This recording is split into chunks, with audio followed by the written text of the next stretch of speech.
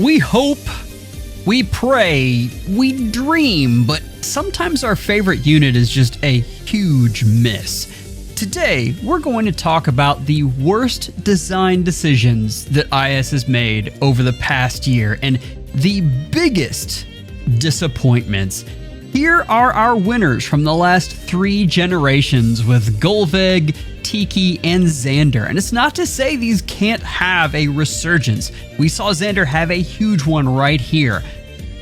But these are the units that IS just couldn't take the time to properly design. Let me know in the comments who is your most disappointing unit from this last year. But we need to go over some ground rules. Now, we talked about in the context of this video, the worst is how big the expectations were versus the reality of the unit. That means we're not going to have a 4-star unit be on this list. But I do have one rule. A unit can't be great just because they're good if paired with Black Knight and Plumeria. I'm sorry, but every single nuke is great when you pair them with those two. But let's get into our first unit, which brought along a whole new type. Won't give up. Reagan was interesting, and if you look at Reagan in the context of when she was released, the unit herself wasn't that bad. We got some decent boost damage, some decent true damage. We had the weird Canto from turn 1 to 4, as well as some extra cooldown, which always just infuriated me. But this wasn't a bad unit. She also brought Shadow Shift, which is an excellent piece of fodder that's just a lot of fun. So why did this unit make number 5? Let's talk about what we brought to the table with Aided Heroes. Aided Heroes are an additional accessory that you can put on your unit, and it gives +1 to every stat. Now, take a second and think about that right there. And I've got listed up here all of the, I'm calling them 6-star heroes. They're heroes that have something extra about them, like your duos or your mythics or your attuned. Even resplendence, I think, are something extra that the game gives you, and all of the things that are entailed in this. And if you were to think about the rankings of these and what you would like for your favorite, Aided Heroes has to be at the very bottom. I mean, you are essentially helping make your unit mediocre. Even Resplendence give more stats, and Ascendant Heroes give very specific boosts to a single stat that you really want. This is just +1 to everything. But there's a bigger piece to this, and I want you to look at the spread of how many special things we're getting per year. And Aided Heroes means a lot of these happen less, like your rearms, your attunes. We didn't get a single Ascendant Hero in the past year. How nutty is that? So not only is this taking away from some of the other better heroes, and by the way, making one less unit that will go into the standard pool, which we've gotten very few of, it adds something to your hero that automatically gets taken away if you play Forging Bonds and actually want to score in that. Let's look a little further at the unit, and this was the recent melee nuke tier list, and she did not hold up very well. She is at the very bottom of this list. So we've got a new unit type that didn't hold up.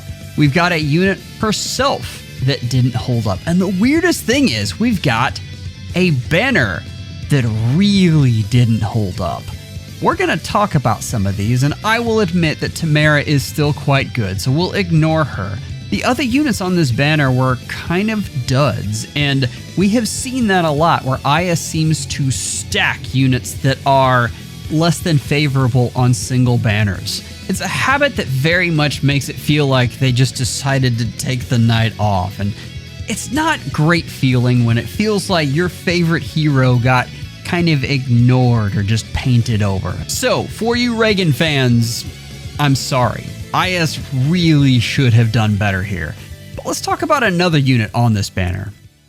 I can't believe it. There are some fascinating things about Figado, and I remember when he came out, it was right at the point where Shield Fighter and those shenanigans were really at their peak, and this is incredible that you can just turn something like that off.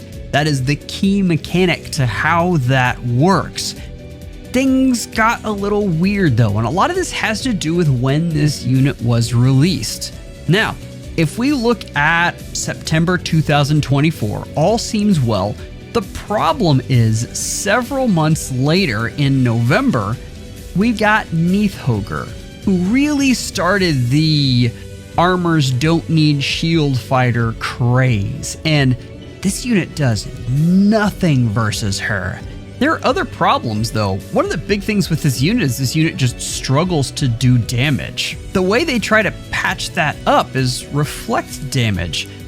But if you're keeping specials from going off, you can't even put Miracle on this unit and really get the full benefit out of it. If a Black Knight smacks you back without triggering their special, that is not going to do nearly enough damage and therefore will not reflect back on you nearly as much. We can get a good view of how this unit is doing just by looking at sims though, and we don't have Black Knight in there right now, and yes, there are ways that you can rig this unit to take out Black Knight that generally involve another Black Knight, but we've talked about that. This unit does not do well versus Neithhoger, does not do well versus Rhea, and the only reason this unit is doing well against that specific Hector is because that's the one that I have running Shield Fighter. But hey, the good news is this unit does take out Corrin, right? So we had this fantastic Lucia mechanic in a meta that turned its back on specials almost altogether, and really that made for a bit disappointing of a unit. So Figado fans, I'm sorry IS did not do better for you. I tried, Father. Brave Alphonse is gonna come as a shock to absolutely no one. And remember that the key here is this was how big the expectations were, but this unit revolved around stats. And they really hinged on whether IS was going to play into that or not. And to the credit of most of the community, that is something they said. But there was still a thought that great talent was going to be a huge piece of the meta, and so far, hasn't been.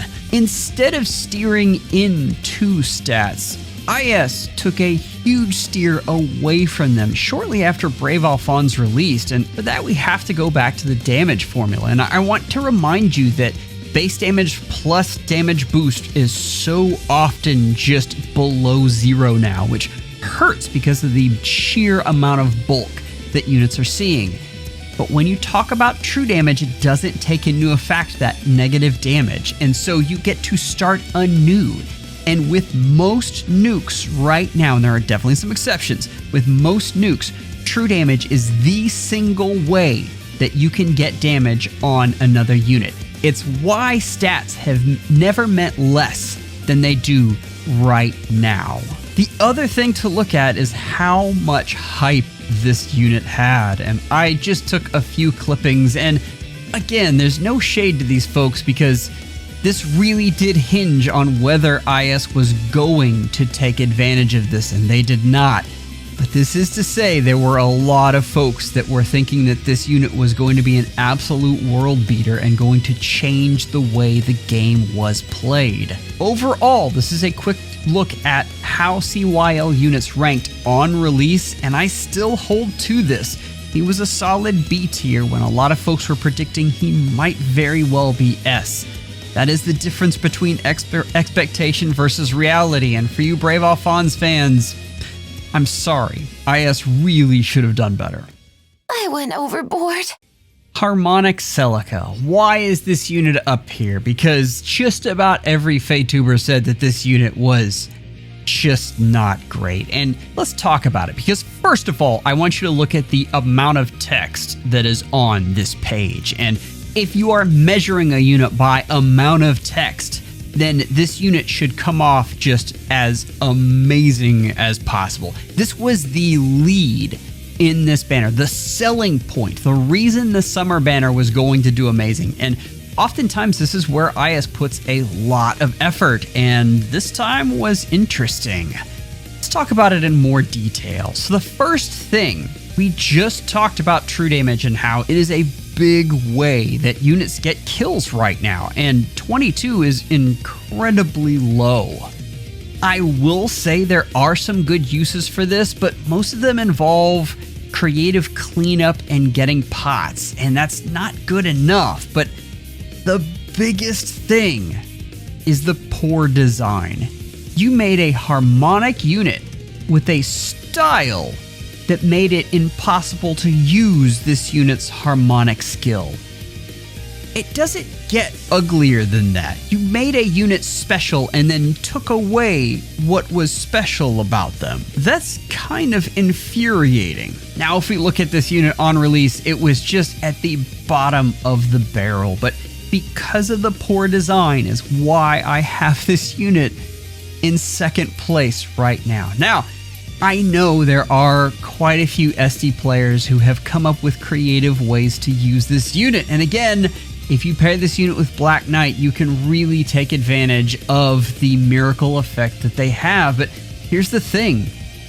Brave exists and absolutely demolishes how this unit works. The other thing is I spent an entire week playing with this unit to make sure that I knew exactly what I was doing by placing this unit in second place, and I've got to say, this unit absolutely struggles to kill things unless you have her in a very specific setup, and even then, it's not great. So IS gave us a headliner unit that isn't great at killing things, and can't use the thing that makes them special. This is such poor design, and Celica fans, I am sorry. IS should have done better.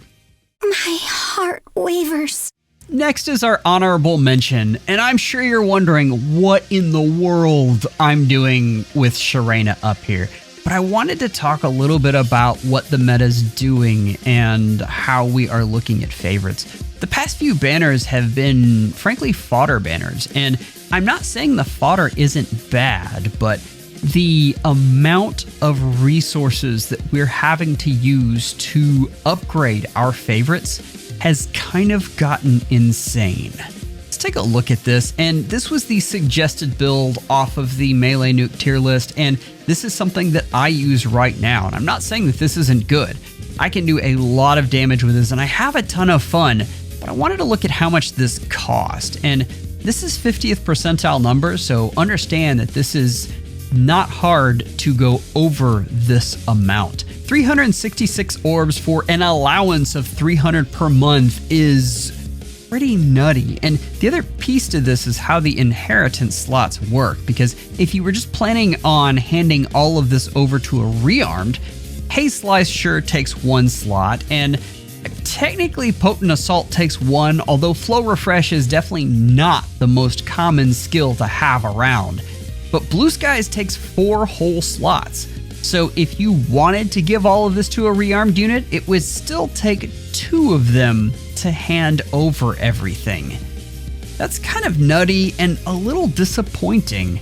It feels very money grubbing, and that's been a common thing here. So the honorable mention this time is how expensive it is to upgrade our favorites. And honestly, I've got to say, the financial reports really play that out. Summer months are often some of the biggest, and we just hit one of the lowest summer months that I have ever seen from a revenue standpoint. So, IS, come on, do better here. Speaking of ridiculousness, I made more Fire Emblem underwear because people just seem to love these things. So, Emblem Undies are here. I have a whole bunch of different designs because honestly, it was that time of year and I needed more underwear. So click the link above my head or the link in the description. Let's get back to the episode though. There are so many things wrapped up in our first place unit, but I have to say before we begin that this unit is not good. I mean, this is really not great at all. And even from a fodder standpoint, Attack Res Briar Near Save is not exactly the best that you could be getting. So what do we have here? past a really killer looking sprite. If we go back to the damage analysis, this is a tank that just ranks bottom of the barrel in so many things. The flat DR and the true damage are just in the tank, and there's nothing special about this unit's mobility. Even when this unit came out, this was one of the ones that I had all the way down in tier 4, as well as most of the FEHtubers talked about how bad this unit. So how do we get all the way to number 1? To really look at that, I think you have to listen to Robin fans and how much they have been trying to get IS to make a difference between Robin and Grima and make these two separate units, because they really feel like those are two separate things that they want two separate artworks for. You would think that this might open up that possibility, but really this is a mediocre unit that offers just the possibility of more Grimas. So, the Robin community is not going to get more base Robins, more legendary Robins, more Halloween Robins. These have already been earmarked for that, but they could possibly get another legendary Grima or Halloween Grima. So, essentially, IS has made Robin fans happier by letting more Grimas come into the meta. So this is a huge disappointment of a unit, but also the Robin fans who have been screaming for more Robins and less Grimas are getting the exact opposite of that. Did I mention the kit feels like it's from 2024? This is a huge disappointment on every scale, and it's why I have this unit as the most disappointing in all of the last year. So here are your top 5 worst. Let me know in the comments who you agree with, who you don't. I would love to hear your takes on these units, and I would love to hear how you're using them, because sometimes it is a lot of fun taking these units that are poorly designed and getting a lot out of them anyway. I have a link up here to the past top 5 worst units, and if you wanted to check that out, those are a lot of fun to go back through and see who got redemption. Members, you are amazing. Thank you for all you do for the channel. Take care and schedule an appointment with your FEHologist real soon.